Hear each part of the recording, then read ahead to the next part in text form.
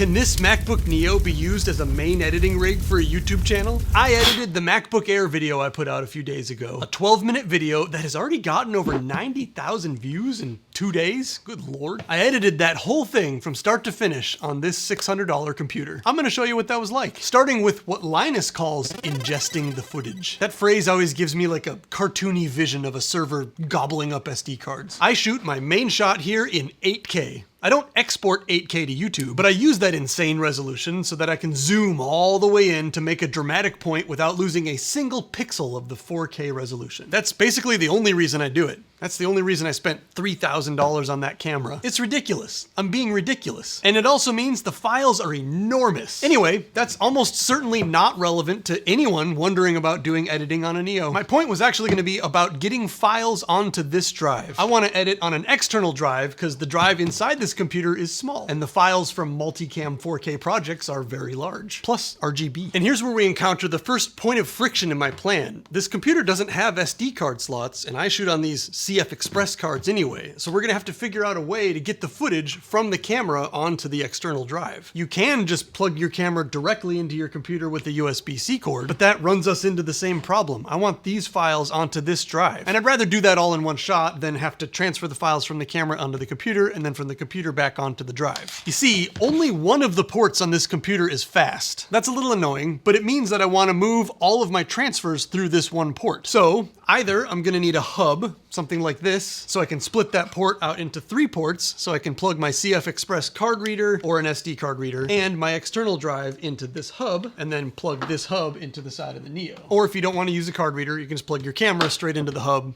plug the hub into the drive, plug the whole thing into the Neo. And this hub actually charges your computer at the same time, so that's handy. Or you can get your hands on one of these hubs. This one has an SSD built right into it, and it has ventilation and a fan. So with this thing, you can skip all of these things. You're just plugging in the hub. This hub has a card reader built right into it, and then that'll go straight into the SSD inside of this thing. You can edit off of this thing. This thing also has the benefit of an HDMI port and some old USB-A ports, so you can plug a keyboard and mouse and monitor and have a whole desktop situation.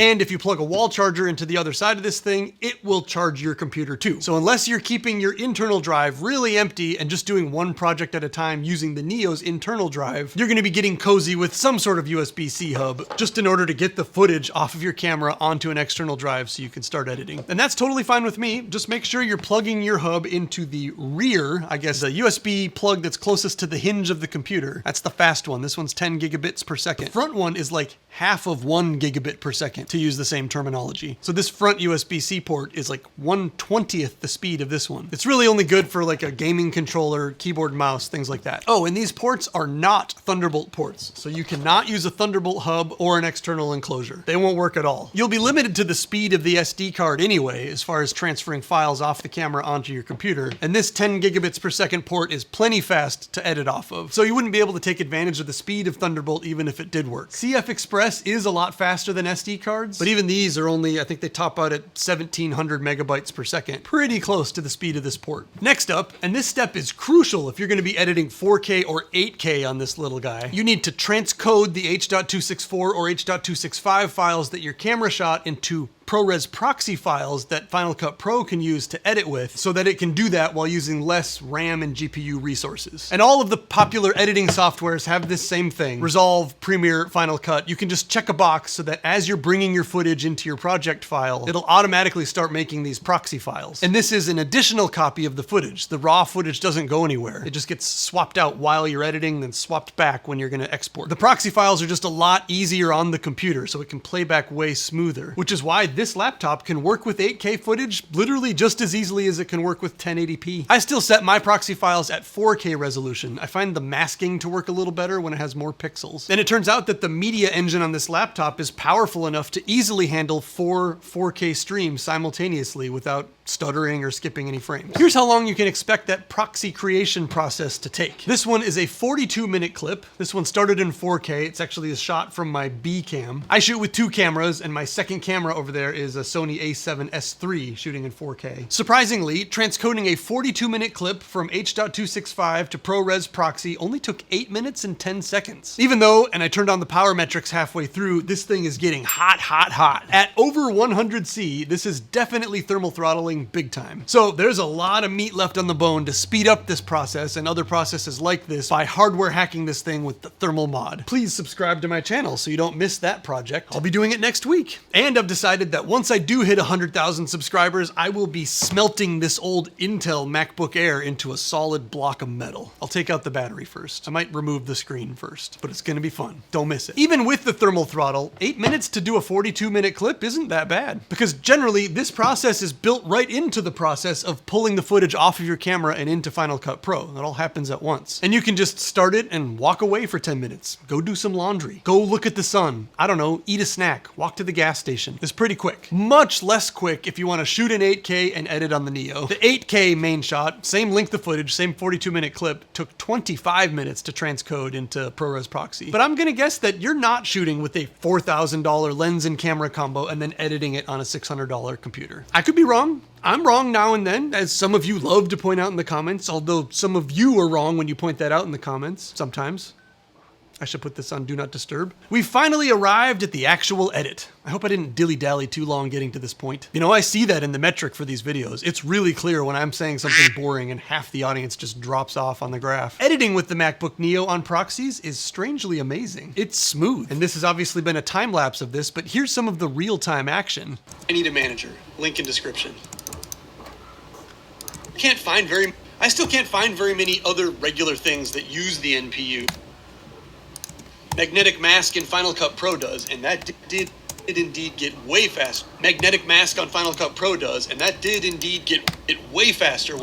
You can see that I'm really not having to wait for it to catch up to my clicks and drags. Sometimes the waveform previews will lag behind when I make a bunch of cuts and don't stop the playback, but that's actually regular behavior, and I'm pretty confident I was doing this at about the same speed that I do on my big computer. And again, I feel like I need to keep pointing this out. This is a 4K multicam project. There are 2 4K angles playing back simultaneously at all times. So this is relatively heavy duty, at least pre-M series terms heavy duty. Playback is perfect. Cutting and moving stuff is no different than on a more powerful MacBook Pro. Let's put together some effects that I commonly use on my channel. Something I love to do is have text appear behind me, or like a graphic of some sort. And even if it's super subtle and you might not even notice it, if there's a graphic beside me that would otherwise brush up against my elbow here, my arm will always pass in front of it, as if it's in the room with me now. It's just a little something I like to do in the edit. But to make that effect, first you hold Option and drag that clip above itself, make a copy of it, and of course make sure it aligns with itself. Turn the audio level off from the second clip. Then I'll go down to the effects panel and drag a magnetic mask onto my face. And then you can keep clicking around and add whatever portion of the scene you want to be in front of this graphic,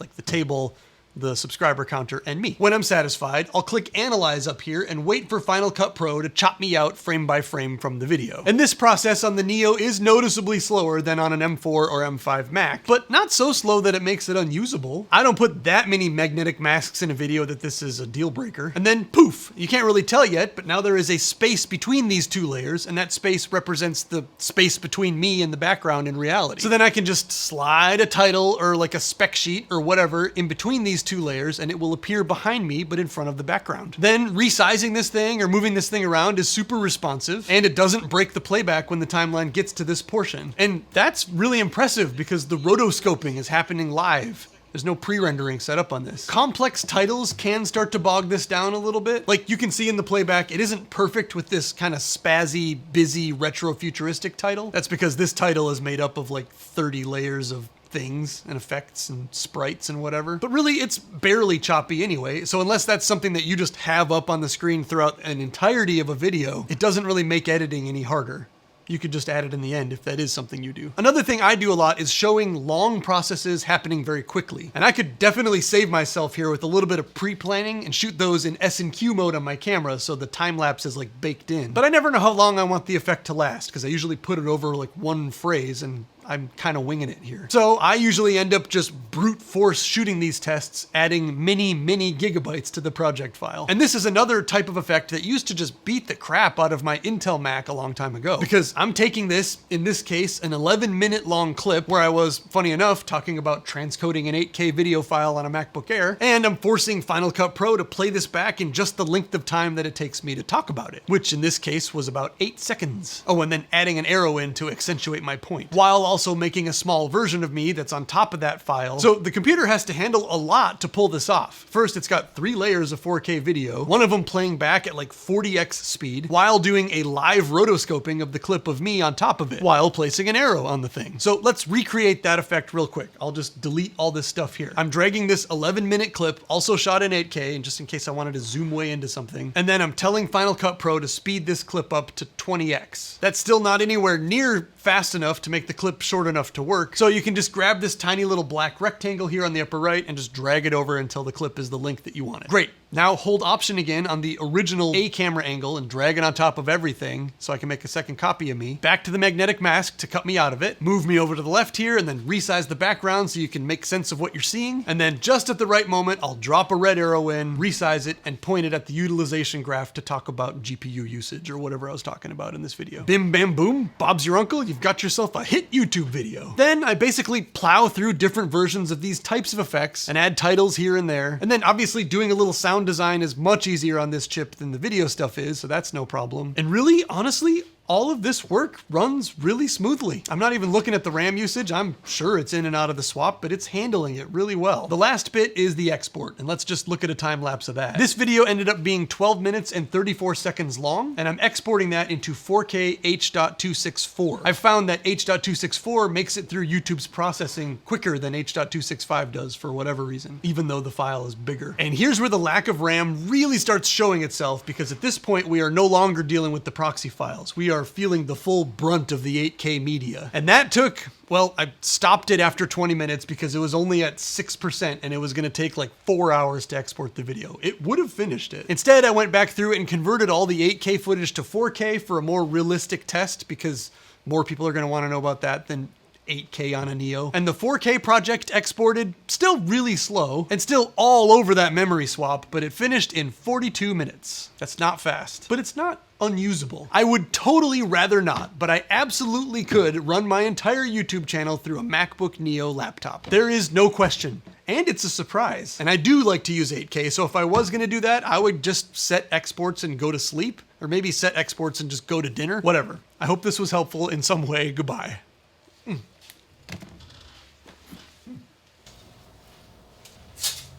89,528 today. We'll be at 90,000 like tomorrow, certainly in your time. That's cool.